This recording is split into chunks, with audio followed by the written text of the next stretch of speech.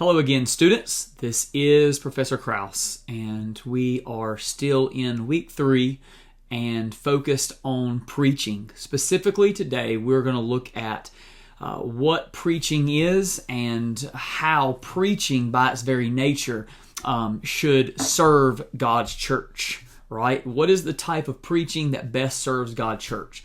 That's what we're looking at today. Let's open with prayer. Father, thank you for the promise that your word is enough, that we, week after week, do not have to come up with our own new ideas or new truths to preach and teach, because, Lord, we find it all in your word. And so I pray, God, that this lecture would be encouraging as we continue to think rightly about preaching in pastoral ministry. In Jesus' name we pray. Amen. What exactly is biblical preaching? I have actually talked with not really students, but other pastors before that thought that biblical preaching was biblical preaching simply because they opened God's Word and read it, even though they would jump from what they just read to all these different tangents. I would argue that biblical preaching is something so much more and foundational for what we're seeking to do as pastors. If we're seeking to follow the mandate laid out in God's Word for building up the church and understanding the role that preaching plays in that, then we have to realize that biblical preaching is more than just reading a verse and going on from there. Our standards for what constitutes biblical preaching should be higher and stricter than those people that I'm talking about. What exactly does the Bible say about preaching? Where do we see preaching, teaching model in the Bible? Now, there are so many different places we could go here, and yet the more you study about God's Word and study preaching in God's Word, you see that there's not a specific one place in Scripture that answers all of our questions. More than anything, we have to see descriptions of what preaching is more than we see prescriptions about what preaching should be.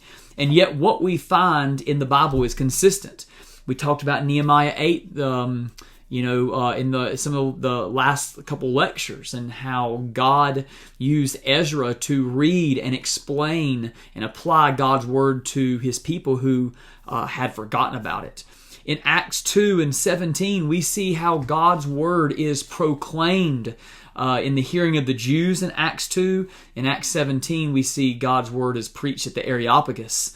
And not just God's Word, because he's speaking to the Athenians. He doesn't even really specifically quote Scripture, and yet he is pointing us to Jesus. The book or letter of Hebrews, many have argued, and to me convincingly, that Hebrews is actually a sermon. This is not just a letter with vital information about being a Christian, but more, it is a exposition. It is a word of affirmation about how Christ is better than Moses, better than the angels, better than the law, the temple, all those things. And so we see examples and we see instructions in some places about what preaching should be like, but there's not one place that lays out for us what biblical preaching has to be. So let's think about some of these ideas on our own.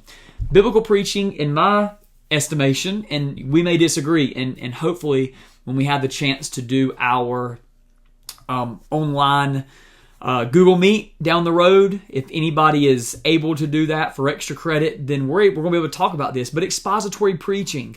Expository preaching is preaching that makes the main point of a passage in Scripture the main point in the sermon. It means we build our sermon around what we find in the passage and not just everything else in the entire world. That's what the essence of expository preaching is. More often than not, expository preaching is practiced by preaching through larger sections or even books of the Bible at a time. But, this is very important, expository preaching does not mean that you have to preach through books of the Bible. You can actually do topical sermons. That would be expository preaching. Why? Because expository preaching is a style of preaching where the main point of a passage is the main point of the sermon. And so expository preaching is biblical preaching. It is believing that God's Word is enough, and whatever God's Word says and means, we explain it, we apply it, we illustrate it for our people.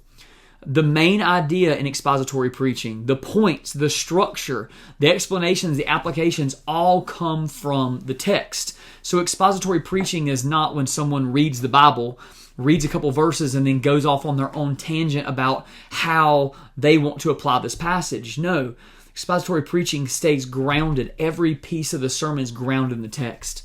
We should be able to justify what we put in our sermon based on what we find in the text. If anyone's asking, like, well, why did you explain it this way? We should be able to go back to the passage and say, because this is what Peter says, or this is what Moses wrote.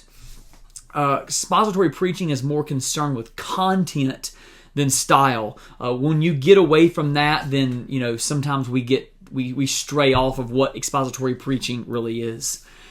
Biblical preaching is faithfulness to God's Word.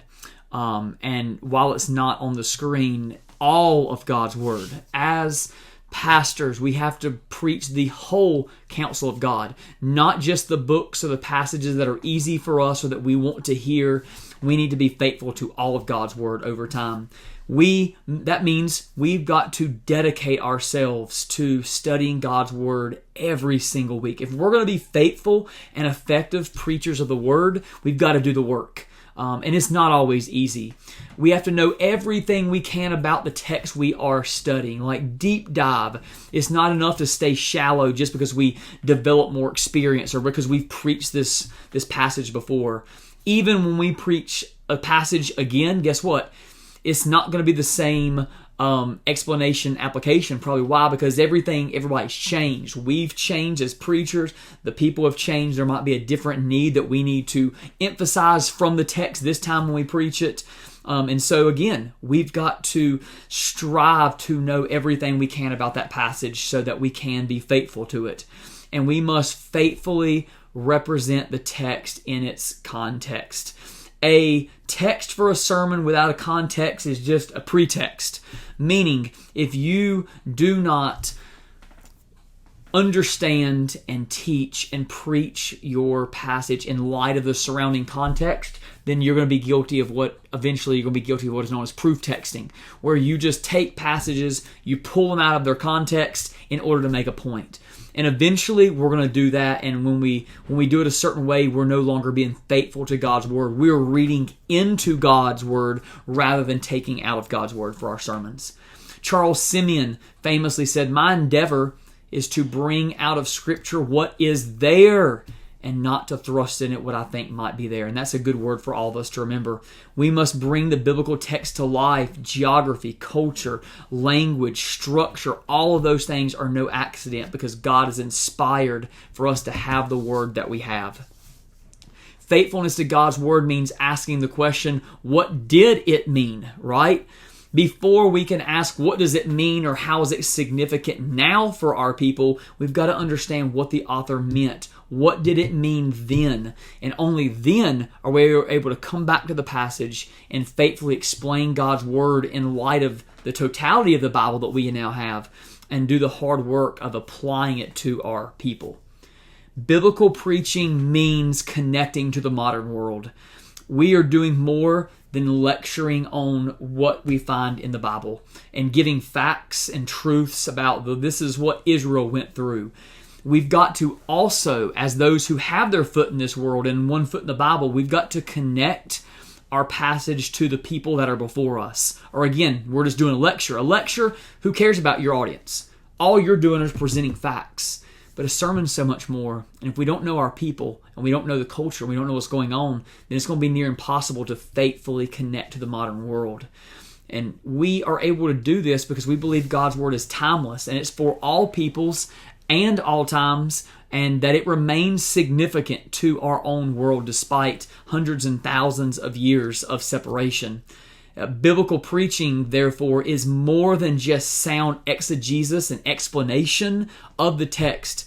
It's also sound application of what that text meant and what it means for us and applied today.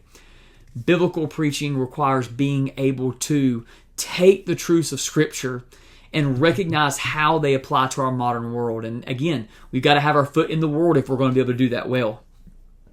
Biblical preaching is contextual preaching. We believe that the Bible is 66 books and letters that make up one book that's both unified and diverse. Therefore, effective biblical preaching recognizes and preaches how the entire Bible fits together. When you're preaching the book of Acts, you've got to preach it in light of what took place in Luke and what's going to happen afterwards, right? Even what happened preaching Luke in light of the Old Testament. Contextual preaching is understanding the importance of the context of a passage so that we can be faithful and effective.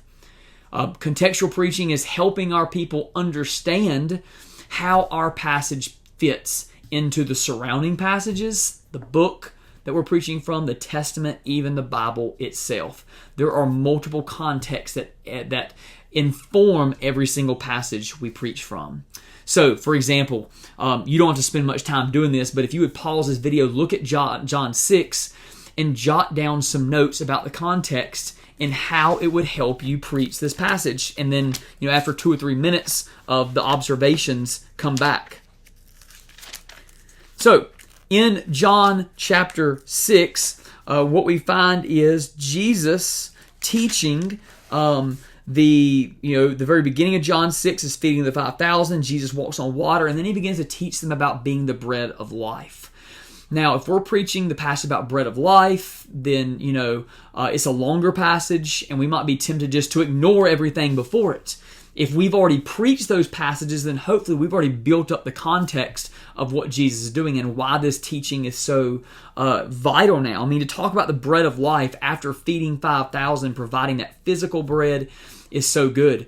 But even then, he doesn't just stay in the New Testament.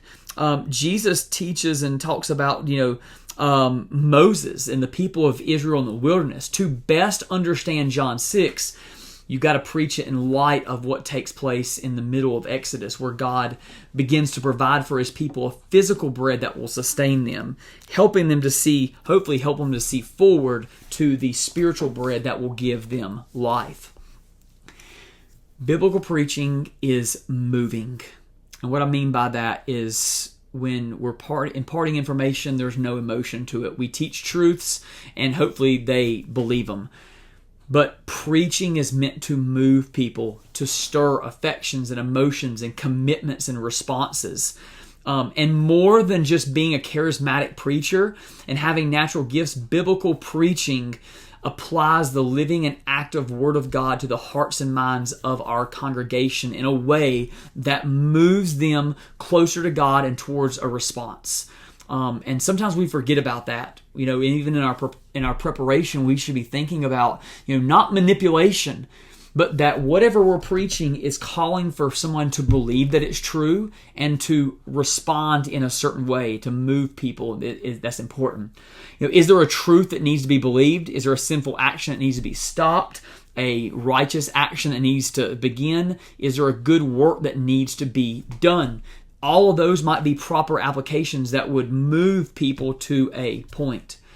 Biblical preaching is gospel-centered. Why? Because the Bible is centered on the person and work of Jesus Christ. It must be applied in our sermons. The gospel-centered nature of our sermons has to be more than just an altar call. Altar calls can be great. They can give people the opportunity to look deep and allow their heart to move them, allow the Holy Spirit to move them to make a decision. But tacking on Jesus the last 10 seconds of a sermon is not the gospel. The gospel is the good news of what God has done, is doing, and will do in Jesus Christ, and because of Jesus Christ. Therefore, this passage that we read must be understood in light of that, so that the explanation and application are going to be different than someone who doesn't believe in the gospel, because the gospel changes everything, including the way we preach passages. No matter where we're preaching from in the Bible, we need to be asking, what response does the gospel call for in this passage? And the gospel means more than just taking a command in Scripture and saying, hey, do this, do this, do this, do this, do this. No, the gospel also helps us to know that we can do nothing perfectly or completely on our own, but that it's God who has already done what we needed done and then continues to help us to do what needs to be done. Gospel-centered. You can practice this if you have time. Psalm chapter 18, verses 1 through 3. Of course, the Psalms are this side, the other side of the cross. There before the cross, we read, I love you, Lord, my strength. The Lord is my rock, my fortress, my deliverer, my God, my rock where I seek refuge, my shield and the horn of my salvation, my stronghold. I called to the Lord who's worthy of praise, and I was saved from my enemies. Now, all those titles and the way that the author David writes about God and who He is and what He's done is informed or is better understood in light of Jesus. Because while Jesus did that, God did that here in chapter 18 of the book of Psalms, those things are still true about God, but they are true in a different way in the way that we think about Jesus. In the way that these are all, we can understand all these now in reality, experience them in light of who Jesus is and what He's done for us in our relationship with Him. The goal of preaching. There's different goals in preaching. The ultimate one there's the bottom, God's glory. That's the simple answer, right? That's what we throw out there. We're in a lecture, in class. Like, we want to sound like we just really encapsulated. The goal of preaching is God's glory, but even more, we're called to instruct our people so they can know God and know the world and know themselves. We are called to lead people in the Word towards Jesus, to see Him and His beauty and to believe. We are to motivate, not manipulate, motivate with the gospel for people to obey and become more like Christ. And, the preaching of God's Word also disciples and evangelizes. And so there's a lot of different goals in preaching too. The case of Jeff Stevens is a pastor that I know, and no longer you wouldn't know him, but I was under his leadership, and there's a lot of great things I learned about pastoral ministry from him. But one of the things I noticed as I was going to school and I was learning about preaching and learning about the gospel and Jesus and all those things, I noticed that there's some things that just kind of rubbed me wrong. And one of the main things was, in the end, and after he finished his sermon, more and more, he would sing like 20 choruses of a song to give people, different, more and more opportunities over and over and over. And he would even have everybody close their eyes and bow their heads and, raise your hand if you want me to do this or that. And nobody would raise their hand, but he would act like, and he would even say, well, I see your hand, even though my eyes were open.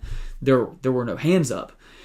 I came to believe, and maybe I was wrong, but that his goal in preaching was very man-centered, so that when the results didn't come immediately, he didn't feel validated, and he went very pragmatic in the way his preaching, and the way even manipulation to a certain point. Our goals for preaching and what we want will affect the way we practice preaching, how much we pray for preaching, and how much we rely on the Holy Spirit. So understanding the true goal of preaching is huge. And remembering, first and foremost, the goal of our preaching should be God's glory. There have been men who have preached, there have been teachers who have taught for decades and decades and seem to see very, very little growth or change in their people. And yet they were faithful and they glorified God, and that's the most important thing. So we need to strain to remain God-centered and not man-centered in our preaching, so that God is glorified. And when we do that, it guards us against pride, because I'm not preaching out of a strength but out of weakness, and it's God speaking through me. It guards our motivations, so that we're not seeking fame or just another pat on the back each week, but just doing it to glorify God and build up our people. And then finally, it helps us to preach all of God's Word, because we believe that all of God's Word is good and sufficient and timeless. Therefore, we've got to preach all of it to the glory of God. So, what is the type of preaching that honors and builds up the church, biblical preaching. We've talked a lot about what makes up biblical preaching. I hope this was enlightening. I hope it was encouraging to you and even maybe convicting of certain things. If there's any feedback you have, please feel free to reach out to me. God bless.